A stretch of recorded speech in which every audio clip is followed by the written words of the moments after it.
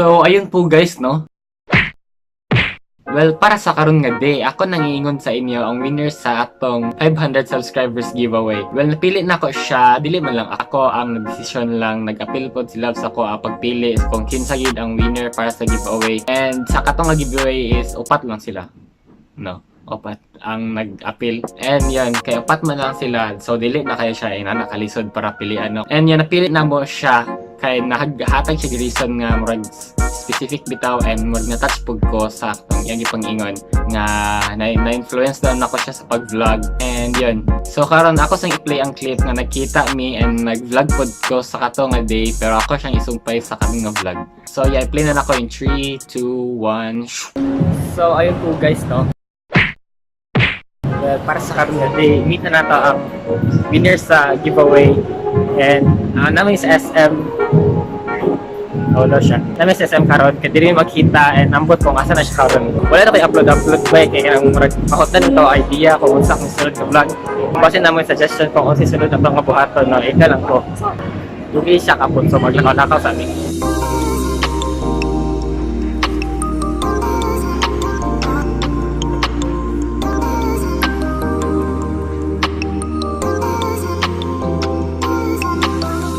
So sa akong paglakalaw is nakaabot na daw siya.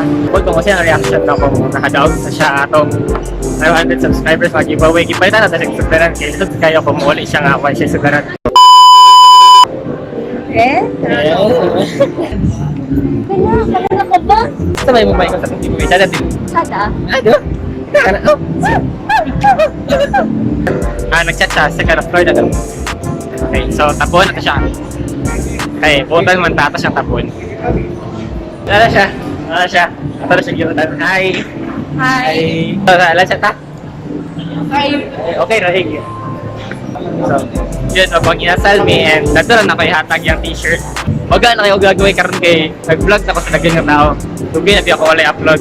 Nagulat lagi ko nga makapag video ko ani kay ako ihatag ang shirt and makita ninyo siya, ang winner. Tessa Maxine. Yung YouTube channel. Kaya subscribe po sa aking YouTube channel, Tessa Maxine. So, yun. Nakat siya kay nag-eat mi sa mga inasal. Then naghahatag ko mga gagmay lang nga talks about sa life kung taga-asa siya and taga-Lanao daw siya. Nag-ani lang siya diri sa Cagayan para mag-summer school sa USTP about sa mga math, no?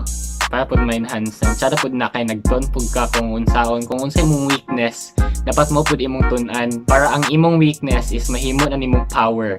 Yan. So ang iyang YouTube is Tessa Maxine. Nakita niyo sa vlog. I-subscribe siya, i-follow siya, or anything unsa niyong gusto buhaton. And yan, thank you kay Sia kay nag-apply siya sa vlog, sa giveaway. And naka-influence po ko sa iya about sa mga vlogging and stuff. So thank you kayo sa imo. So right now guys, suma na mag-eat. And bago na ang atong winner sa giveaway. Bye-bye! So yun, mag-set apart namin. Bye-bye! Okay. Bye! Bye-bye! Thank you! Congrats, Sad! Bye-bye! So yun. Wala na. Muna na akong ganap, no? And mga nasa tapaya sa karang gaday. Kuma na lugar. So yeah, after na mo nag-eat sa mga inasal, is niagto na siya sa USTP para mag-summer class sa yung math. So yeah, thank you kay sa mga nag-join sa giveaway. And kung dili man lang ikaw ang napilian sa giveaway, well, ayaw kabala ka kay Gasel tag vlogger di pero low-key shirt for $250, no? So PM lang sa ako if gusto kayo nga nga shirt. And dito rata mag-chika kung kano saan yung makuha or maggusto ka magpalit, no? So yeah, mao na lang sa to para sa kaong nga day. Kita na sa sunod nga vlog. And congrats day sa winner, no? So peace out.